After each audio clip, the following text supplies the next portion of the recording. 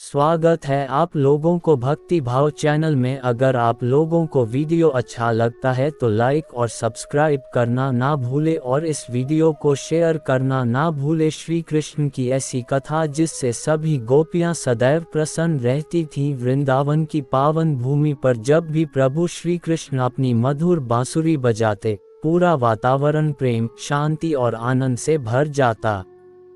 गायें चरना छोड़ देती, पक्षी चहचहाना भूल जाते और यमुना की लहरें भी मानो उस दिव्य संगीत को सुनने के लिए ठहर जातीं।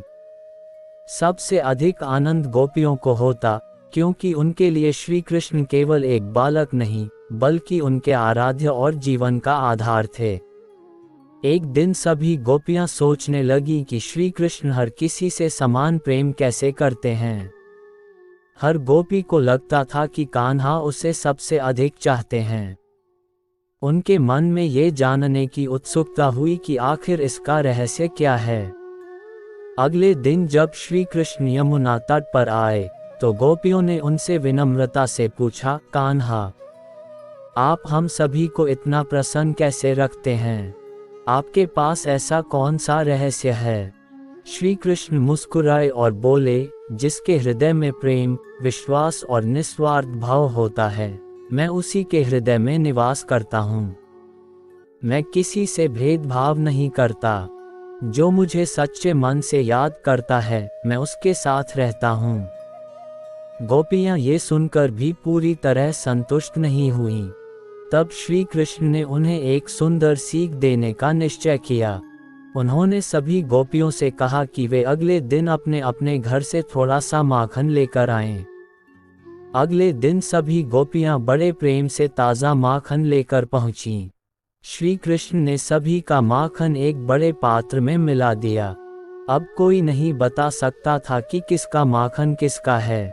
तब श्री कृष्ण बोले, देखो, जैसे यह माखन मिलकर एक हो गया है, वैसे ही जब मन से अहंकार, ईर्ष्या और भेदभाव मिट जाते हैं, तब केवल प्रेम ही बचता है।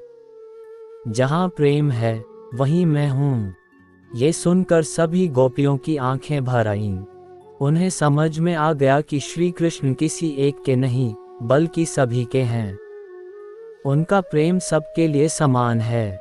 इसके बाद जब भी श्री कृष्ण बांसुरी बजाते, गोपियां बिना किसी ईर्ष्या के प्रेम और भक्ति में मग्न होकर उनके पास पहुंच जातीं। वे मिलकर भजन गाती, नृत्य करती और प्रभु का गुणगान करती। पूरे वृंदावन में आनंद का वातावरण छा जाता। श्री कृष्ण ने आगे कहा, जो दूसरों की खुशी में अपनी खुशी देखता है, वही सच्चा भक्त है। प्रेम बांटने से बढ़ता है, घटता नहीं। उस दिन के बाद गोपियों के मन से सभी संदेह दूर हो गए।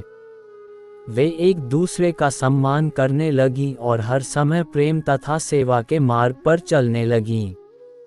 श्री कृष्ण भी उन्हें देखकर प्रसन्न रहते और समय समय पर अपनी मधुर बांसुरी से पूरे वृंदावन को आनंदमय बना देते। ये कथा हमें सिखाती है कि भगवान का प्रेम सबके लिए समान होता है। जो व्यक्ति सच्चे मन, श्रद्धा, प्रेम और निस्वार्थ भाव से भगवान को याद करता है, भगवान सदैव उसके साथ रहते हैं। ईर्ष्या, अहंकार और द्वेष को छोड़कर यदि हम प्रेम, दया और सेवा का मार्ग अपनाएं, तो हमारा जीवन भी आनंद और शांति से भर सकता है।